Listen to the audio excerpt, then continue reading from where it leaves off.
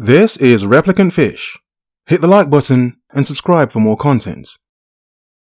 Hello, hope you've had a good day. Hope you're doing well, feeling well, and have felt yourself today. If this is your first time here, what we do on this channel is we are creating a competing platform where content creators can upload not only normal content, but also adult content as well. Indeed. And the name of this new website is called Wetflix. Yes, Wetflix. Where with the flick of a switch, yes, you can go from watching normal content like this, well, if you think it's normal, and with a wet flick of a switch, you could be watching something a bit more grown. For instance, 5 women in a bathtub filled with butter, a bucket of honey, and a large jar of expensive marmalade. Expensive marmalade. The cheap crap doesn't look good on film. So subscribe now and get a free access to Wetflix, the future of content creation. Videos to motivate yourself, and with the flick of a switch, videos to feel yourself. Can you feel it? But seriously, this channel is more about being single, living the single life, what it's like to be single, and how one can get the best out of themselves, regardless of another person. So to the topic, never had a relationship, reasons to remain single in 2020. Now, I'm not saying because you've never had a relationship to never try to embark on one, or try to get one. Not the point. The reasons to remain single videos are obviously a category of videos I am making for the channel, obviously for next year as well.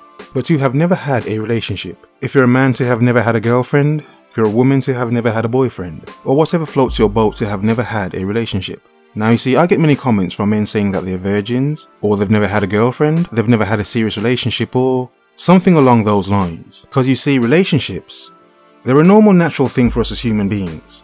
It's a normal thing to want and to seek out a relationship. But the thing is, it doesn't always work that way for everyone. Especially those that feel as if nobody wants them. Or if they do want them, they want them for one reason. You see, aside from the natural desire to want to have a relationship, it's also the aspect of missing out. What are you missing out on by not having that? By not experiencing that?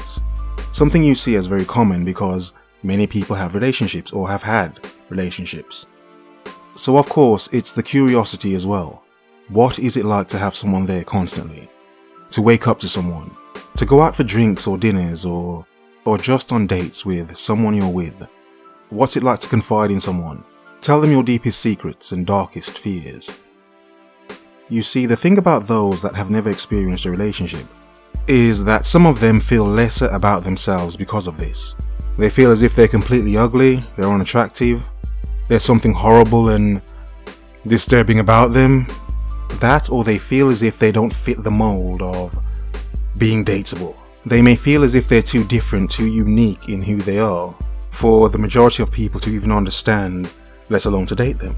But the big thing about never having a relationship or never experiencing one is a common thing that I see in my comment section, which is that the opposite sex run from me.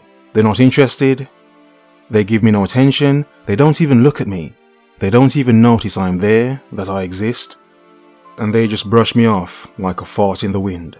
Now you see, my point to that is, obviously, you do want the attention of the opposite sex, because if you didn't, you wouldn't make that point in the first place, you wouldn't care. So obviously, because you do have some care that you're not desired or you feel as if you're not desired, obviously in a sense you could understand why many people would be angry. They feel as if they have no choice, as if they're trapped. Trapped because they have no opportunity to even see what a relationship is like. And the thing about understanding why the opposite sex isn't actually attracted to you is to understand exactly why. Do you know why? When you find out why, will you accept that fact or will you not believe it? You see, the thing is, you do have to be honest with yourself. You have to see who you are to understand what it is you're offering to someone else, if that makes sense. For instance, you could be a normal, regular guy. You see a woman, very attractive. Very attractive. Now understand, you may approach her and you may get rejected, but understand your stance. Understand what she's seeing when she's rejecting you. Because if you just pursue nothing but super hot, highly attractive women, then you're missing a big point, because that's not reality. And understand this, very attractive women have options. Many options. So whereas you're a normal guy approaching her, doesn't matter how nice you are, doesn't matter how well you will treat her, she has the option to date someone more attractive and more financially well off than you, easily. Now that's not a knock to you. Obviously, many women aren't so gentle in their rejection, but the point is, many women understand their value and appeal and how they can sell it, market it, in other words, to the highest bidder. Not necessarily in such a way, but you understand what I mean. So one thing is, understand where you are in life, how you may be seen by the opposite sex, and then adjust yourself according if a relationship is something you may want in the future. But aside from those that may actually want a relationship and are workable, they could actually do whatever they need to put themselves in a better position to be more successful in that area. Aside from those, you have the ones that, due to sheer anxiety, due to a heavy and high lack of confidence, getting into a relationship is something that's almost impossible for them. In fact, it's completely impossible, because the thought of even talking to a woman face to face, for many, that could be very terrifying and daunting. Whereas it shouldn't be, because the opposite sex are just human beings. Yes, of course, many of them can be nasty, but they're just human beings anyway. And because in modern times, it is quite common for many people to be reclusive, to be hermits. Because many can get everything they need through the internet, they never have to leave their home at all. So because of this, social skills are not being developed. There are only so many social skills that can be developed through a machine, through a computer, through the internet.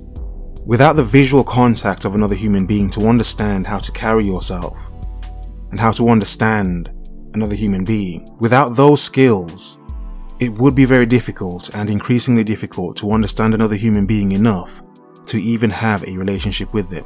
So understand, if at some point in your life you don't want to be single forever, you actually want to find someone, you have to understand there are certain skills in which you should learn and understand anyway. One of the main skills is to actually be able to talk to and communicate with other human beings. Communication is a powerful tool. It goes beyond just being able to talk to other people. It's also what you could learn from how others see you and what it is about you that people actually like. It is difficult to know what people like about you if you're not around anyone. You're not in a space or a place where others can actually see and interact with you. The sad thing is, in this world, in this modern time, this internet era, social media era, it is very difficult for many to meet up with like-minded people in the real world in comparison to the safety of their home and the internet. If you've never had a relationship and you're content, you're fine with it, doesn't bother you, then that's fine, you're okay. But if it does bother you, if it does make you angry, if it does stress you out, understand, wishing for things to change will not make anything change. Your life will not change if you just wish it. It's not so easy. The world is filled with narcissistic clowns. There are many people who date you just to use you. There are many people who would pretend to care about you just to get things from you. The one thing to remember is to never lose yourself. In your seeking of this other person in your life, if that's what you want, never lose yourself to that person if and or when you find that person. No matter how this person makes you feel, no matter how the thought you had before that you would never find this person, no matter how strong that thought is, never give everything. Always have something in reserve. Be able to leave this person if things get bad, if it's not making you better and it's not making you feel better. But never destroy your life in pursuit of someone else. Others can only give you so much. For the most part, they can never give you what you can give yourself. Focus. Observe. Remember. The world is yours. Have a nice day.